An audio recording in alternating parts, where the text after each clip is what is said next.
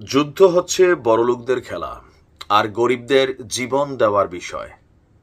আপনি দেখবেন যে কোনো দেশে যখন যুদ্ধ ঘটে, এলিট ক্লাস, একদম সমাজের যারা পয়সাওয়ালা মানুষ রাজনীতি করেন, তারা রাষ্ট্রের ক্ষমতায় পরিচালিত হওয়ার জন্য সেই ক্ষমতাগুলোকে তারা কুক্ষিগত করেন। এখন এই যে ভারত পাকিস্তান যুদ্ধ হচ্ছে, বা ধরেন রাশিয়া ইউক্রেন যুদ্ধ হচ্ছে, ফিলিস্তিন ইসরায়েলের যুদ্ধের বেলায় ফিলিস্তিনের হিসাবটা আলাদা, তাদের নেতারাই যুদ্ধ করে কমান্ডার হিসাবে।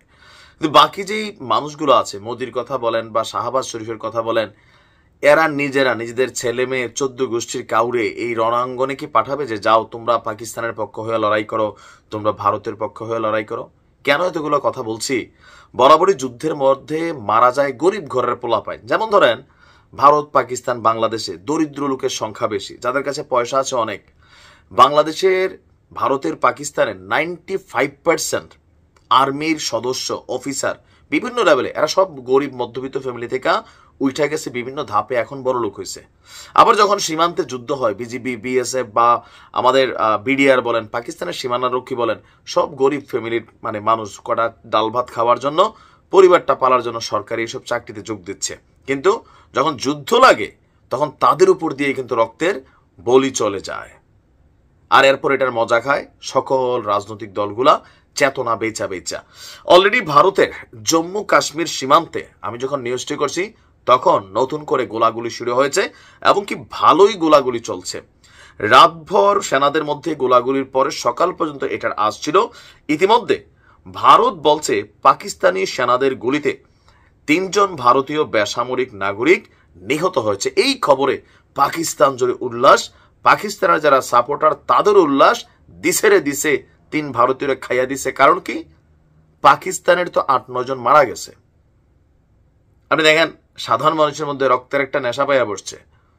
খেলাকার বড় লোকদের, খেলাকার রাজনীতিবিদদের। আদৌ কি কাশ্মীরের মধ্যে যে ঘটনা ঘটছে পাকিস্তান আছে কিনা প্রমাণই হয় নাই, ভারত দাবি করতেছে। কিন্তু মোদির বিরুদ্ধেই যত এভিডেন্স সব ভারতের বিরুদ্ধে গেছে, কিন্তু ভারত ঘটনা ঘটাই দিছে অলরেডি। এখন পাল্টা ঘটনা পাকিস্তান ঘটাবে, এখানে কোনো বিকল্প নাই। তো এখানে মারা যাচ্ছে কারা? বেসামরিক নাগরিক।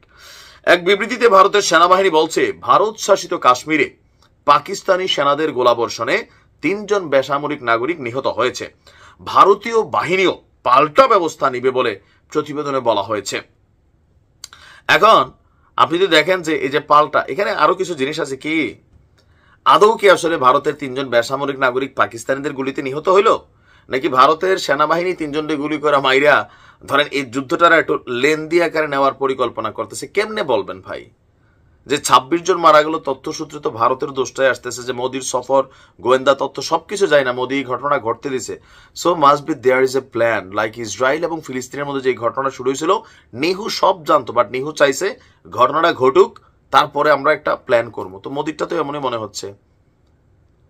এরকম হইতে পারে যে না, পাকিস্তানের গুলিতে কেউ মরল না, ভারতের জনগণ আবার ফুসল না। এই যে এখন ধরেন ভারতের 3 জন মরছে, ভারতীয়দের গুড়া করে দিবে ওই যে শুভেন্দু অধিকারীরা, হ্যাঁ, ভারতের মধ্যে বৈশা বৈশা এরা পাকিস্তানের শেষ করে দিবে। তো তুমি যাও যুদ্ধে, তোমার যাতে এত পীড়িতি। আমার মনে হয় আর কি, সত্যি সত্যি আমি তো আর রাজা বাদশাহ হওয়ার সুযোগ নাই, থাকলে আমি এটাই করতাম যে যাও তোমরা যদি যুদ্ধ করার বেশি সুযোগ থাকে, ইচ্ছা থাকে যারা, এলিট ক্লাসরা যুদ্ধ করে। যেমন পাকিস্তানের প্রতিরক্ষা মন্ত্রী ভারতের প্রতিরক্ষা মন্ত্রীর সাথে যুদ্ধ করবে, কারণ মারা গেলে তোমরা যাবা, তোমাদের পরিবার দিয়ে আগে যুদ্ধ করো, কারণ তোমরা রাষ্ট্রের সকল সুযোগ সুবিধা ভোগ করতেছো। কিন্তু রাষ্ট্রের জন্য তোমাদের কন্ট্রিবিউশনটা কি? অলওয়েজ গরিব না মরবে? এখানে পাকিস্তানের 9 জন মারা গেছে, ভারতের আজকে 3 জন মারা গেছে, কেউ সেনা না। আর সেনা বললো এরাও তো গরিব ঘরের পোলা পাইন, খেলা খেলে রাজনীতিবিদরা। এটা আমাদের এইসব দেশগুলোর খুবই ন্যাক্কারজনক ঘটনা। এই যুদ্ধ বন্ধ হওয়া উচিত। ভালো থাকুন।